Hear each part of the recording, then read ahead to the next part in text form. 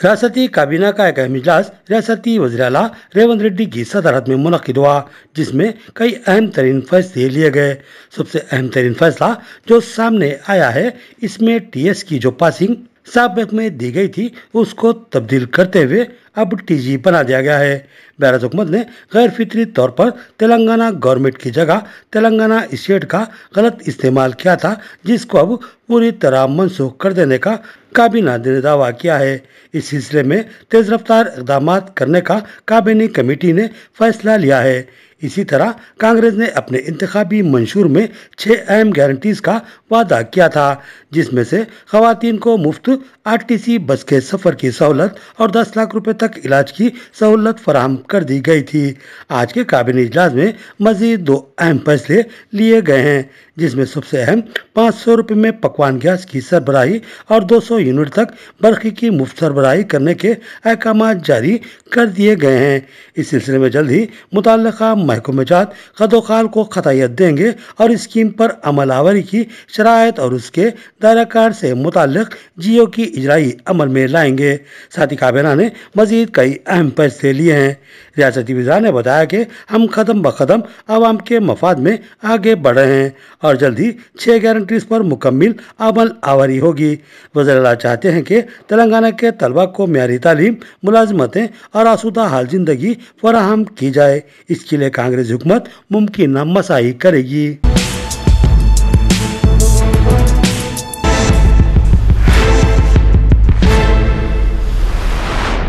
Nizamabad rural के खदावर BRS कायद अकबर नवाजुद्दीन ने आज परजवानी में एक मुतालिबाती महजर पेश किया, जिसमें जिला कलेक्टर से मुतालबा किया गया कि साबिका बीआरएस हुकूमत ने कब्रस्तानों की हिसारबंदी और ईदगाहों की हिसारबंदी और आगबाशी की गर्ज से एसडीएफ के जरिए फंड्स की इजराई अमल में लाई थी। इसका फौरी इस्तेमाल करते हुए अक़लियती तबके को राहत फराहम की जाए। अकबर नवाजुद्दीन ने बताया कि निजामबाद रूरल के साबिक एमएलए बाजी रेड्डी गोवर्धन ने मालियाती साल 2023-24 के दौरान एसडीएफ फंड से 4 करोड़ रुपए मंजूर किए थे, जिसके ताल्लुक से जिला कलेक्टर को भी मकतूब भेजा गया था, मगर अब तक इस फंड के जरिए कामों की शुरुआत नहीं की गई है, जो कि अफसोसनाक बात है।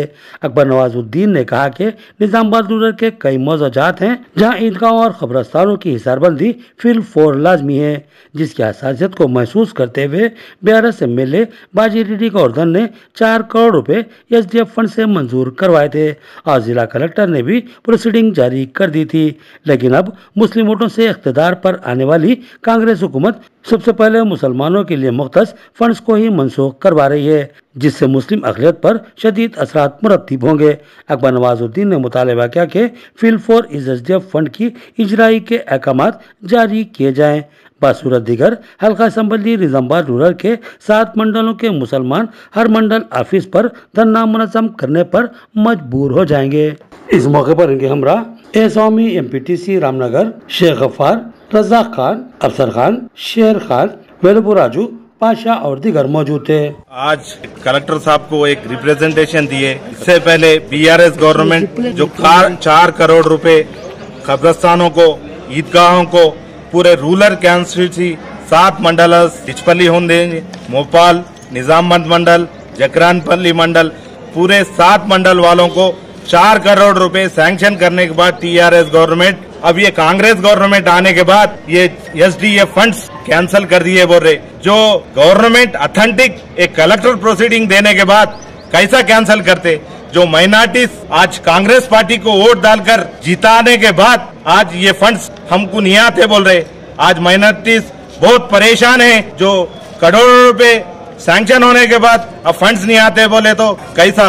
हम एक ही कलेक्टर साहब से रिक्वेस्ट कर रहे, हमको ये फंड्स जल्द से जल्द ऊपर जो चीफ मिनिस्टर साहब हैं उनसे बात कर ये फंड्स जल्द से जल्द सैंक्शन कराएंगे, नहीं तो एक कांग्रेस गवर्नमेंट जो माइनॉरिटीज के वोट से आज जीतकर जो फंड्स कैंसिल कर रहे, ये माइनॉरिटी के साथ नाइंसाफी है। हम एक ही डिमांड कर रहे, जो रेवंत रेड्डी साहब को एसडीएफ फंड्स जो रिलीज करने के बाद कैंसिल कर रहे, हम एक ही डिमांड कर रहे, ये जो एसडीएफ फंड्स है जल्द से जल्द 4 करोड़ रुपए जल्द से जल्द सैंक्शन करना, नहीं तो हम 7 मंडल वाले हर एमआरओ ऑफिस को धरना करेंगे और एजिटेशन करके आने वाले दिनों में कांग्रेस को ये माइनॉरिटीज पूरे मिलकर सबक सिखाएंगे बोल के हम डिमांड कर रहे हैं।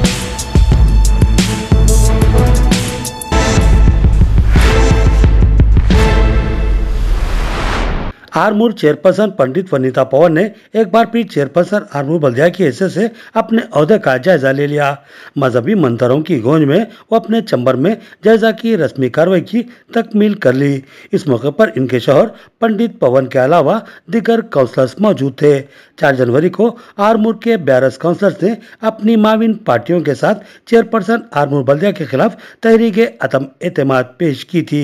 आरडीओ आरमूर की निगरानी में तहरीक अदम एतमाद पर रायदही की गई, जिसमें अदम इत्तेमाद की तायद में 24 वोट डाले गए थे, जबकि इस बल्दिया में जुमला 36 काउंसलर नुमाइंदे की हैसियत रखते हैं, जबकि एमएलए और एमपी एक्स ऑफिशियो का रुतबा रखते हैं। अदम एतमाद के मौके पर रायदही में नौमुंतखब एमएलए राकेश रेड्डी ने भी हिस्सा लिया, लेकिन उन्होंने रायदही में हिस्सा लेने से कबल अपने वोट की जिला कलेक्टर से तस्दीक नहीं करवाई थी, जिसकी वजह से इनका वोट मुस्तरद कर दिया गया। इस तरह 2/3 अक्सरियत अदम एतमाद की तायद में नहीं रही, जिसके बाद मामला बरफदान की नजर हो गया। BRS की जानिब से वाइस चेयरमैन को चेयरमैन का ओहदा देने के लिए दबाव बनाया गया, लेकिन आरडीओ अदम एतमाद या एतमाद की कामयाबी को लेकर शुकूक का शिकार थे। उन्होंने कानूनी माहिरीन से मशावरत के बाद मामला जिला कलेक्टर के हवाले किया, जिसके बाद जिला कलेक्टर ने इस मामले को प्रिंसिपल सेक्रेटरी लोकल बॉडीज के सामने पेश किया।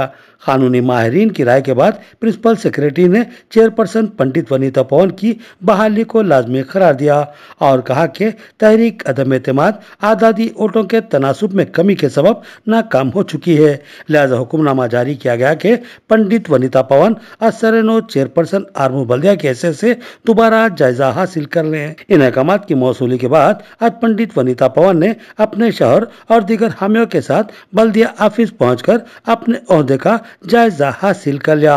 उन्होंने कहा कि मैं जिनको अपने खानदान की तरह मानती थी वो काउंसलर्स ही मेरे खिलाफ उठ खड़े हुए थे, लेकिन 12 काउंसलर्स ने डटकर मेरा साथ दिया था और मैं इनकी मशहूर हूँ। उन्होंने बताया कि प्रिंसिपल सेक्रेटरी ने पंचायत राज एक्ट 2000 और तरमीमी एक्ट 2019 के तहत इस तहरीक अदम एतमाद को नाकाम करार दिया है, जो सिर्फ एक वोट के फर्क से नाकाम हो चुकी है। इस मौके पर काउंसलर्स सुजाता रमेश, भाग्या शिवा कृष्णा और दीगर कायदीन व ओहदेदार मौजूद थे। నమస్కారం। ఏదైతే గత నెల రోజుల పాటు మా మీద కొంతమంది కౌన్సిలర్లు భేదాభిప్రాయంతో మా మీద అవినీతి అవిశ్వాసం పెట్టడం జరిగింది। ఇది జనవరి 4వ తారీఖు నాడు ఈ మీటింగ్ అవిశ్వాసం అనేది వీగిపోవడం జరిగింది। దీనికి సంబంధించిన వివరాలు ఆర్డీఓ గారు గత ఉమ్మడి ఆంధ్రప్రదేశ్ ఉన్నప్పుడు 2000 పంచాయతీరాజ్ చట్టం ప్రకారం 2019 నాడు కొత్త చట్టం అనేది అమలు కోసం ఇది ఆర్డీఓ అనేది కన్ఫ్యూజన్తో వారు ఆ కలెక్టర్కి వారు వివరణ కోసం సేకరించడం, అదేవిధంగా సెక్రటరేట్ ద్వారా మనకు ప్రిన్సిపల్ సెక్రటరీ ద్వారా కూడా మనకు ఆదేశాలు రావడం జరిగింది। ఇది 4వ తారీఖు నాడే ఈ అవిశ్వాసం వీగిందని వారు చెప్పడం జరిగింది। అదేవిధంగా చిన్న భేదాభిప్రాయాలతో నా మీద పెట్టి గత 4 సంవత్సరాల నుండి మేము ఒక ఫ్యామిలీ లాగా చూసుకున్నాను వారిని, అయినా వారికి ఏంటో చిన్న లోపం వల్ల ఇలా పెట్టి మమ్మల్ని చైర్మన్ పదవి నుండి తొలగించాలని చాలా ప్రయత్నించారు। అది వాళ్ళ విజ్ఞతకే నేను వదిలేస్తున్నాను। నా తోటి ఉన్న ముఖ్యంగా వెన్నంటూ ఉన్న నా 12 మంది కౌన్సిలర్లకి నేను ఎల్లప్పుడూ పాదాభివందనాలు తెలుపుకుంటున్నాను। వారు నాకు అవుట్రైట్గా సపోర్ట్ చేసి, అదేవిధంగా ఆర్మూర్ పట్టణ ప్రజలందరి ఆదరణ పొందిన దాన్ని, ఆర్మూర్లో పుట్టిన దాన్ని, ఆర్మూర్లో పెరిగిన దాన్ని, అదేవిధంగా ఇక్కడే విద్యాభ్యాసం నోచిన దాన్ని, ఇక్కడే అసోసియేట్ ప్రొఫెసర్గా 12 సంవత్సరాలు బీటెక్ కాలేజీలో చెప్పిన దాన్ని, అలాంటిది ఇలాంటి అవిశ్వాసానికి నేను ఎలా అవినీతికి ఎలా పాల్పడతానో వారికే తెలియాలి।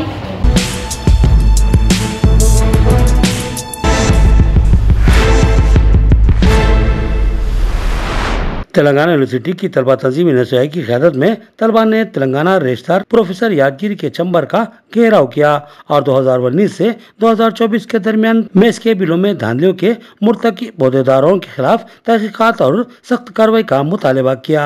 तलबा ने इल्जाम आयद किया कि फंड्स की अदम वसूली का बहाना करते हुए हॉस्टल में मुकीम तलबा से रकमी वसूलियों की इतला मिली है, जबकि बेंगलुरु में मेस के लिए 30 लाख रुपए और यूनिवर्सिटी में मेस के लिए 50 लाख रुपए बिलों की अदायगी के शवाहिद मौजूद हैं।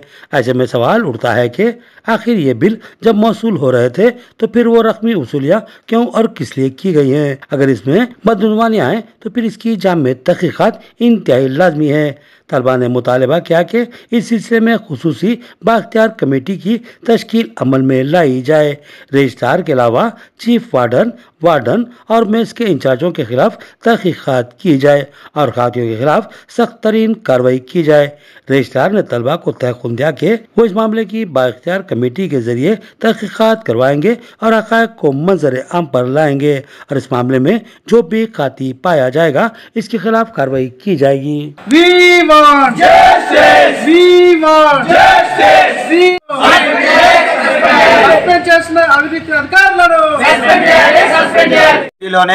అంటే గత 9 సంవత్సరాల నుంచి 10 సంవత్సరాల నుంచి మెస్ బిల్లులలో ఒకతోకలు జరిగినాయి।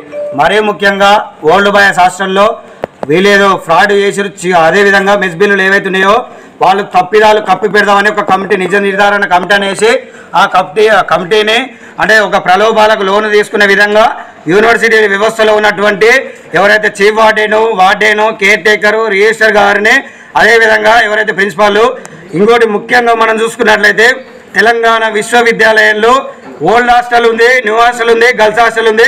గర్ల్స్ కూడా చాలా తీవ్ర ఇబ్బందులతోనే ఎదుర్కొంటున్నారు। అంటే కర్రీస్ కానీ అదేవిధంగా ఫుడ్ ఏదిగినా బంద్ ఉండదు।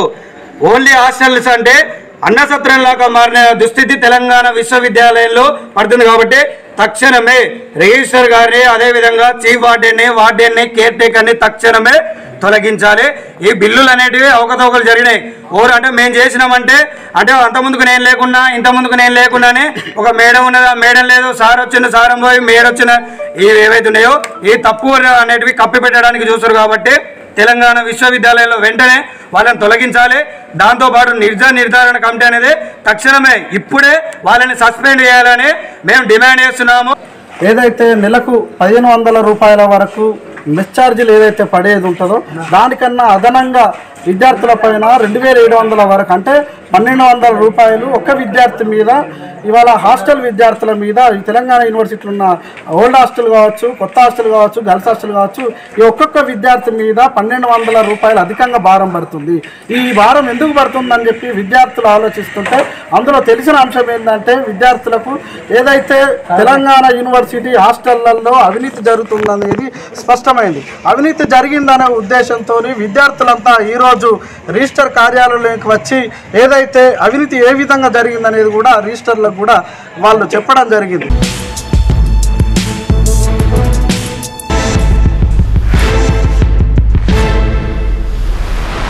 भीमगढ़ मंडल के सुदर्शन नगर तांडे में गैस स्टोर रिपेयर करने वाला बी एल्लावा नामी खातून के मकान पर आया।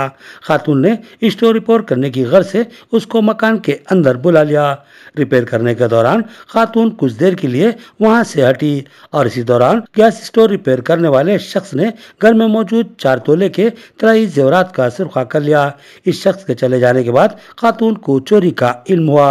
इसने अपने बेटे को चोरी की इतला दी, जिस पर इस खातून के बेटे पोषन्ना ने पुलिस में शिकायत दर्ज करवाई, जिसके बाद सीआई भीमगढ़ की निगरानी में इस सारिक की गिरफ्तारी के लिए मुख्तलिफ टीमों की तश्कील अमल में लाई गई और तलाशी मुहिम शुरू की गई। इतला मिली के भीमगढ़ में मतलूबा शख्स की तरह एक मशकूक शख्स नजर आया है, जिस पर पुलिस ने इसको घेरा। सारिक ने भागने की कोशिश की, जिसको पुलिस ने नाकाम बनाते हुए हिरासत में ले लिया। पूछताछ के दौरान इसने एतराफ किया कि इसी ने एल्लावा के मकान से उसकी गफलत का फायदा उठाकर चोरी का इर्तिकाब किया है। पुलिस ने आज इस सारिक को, जिसकी शनाख्त शेख सद्दाम वल्द शेख हुसैन उम्र 30 साल साकिन बापूजी नगर भीमगढ़ की हैसियत से की गई है, उसको अदालती तहवील में भेज दिया है।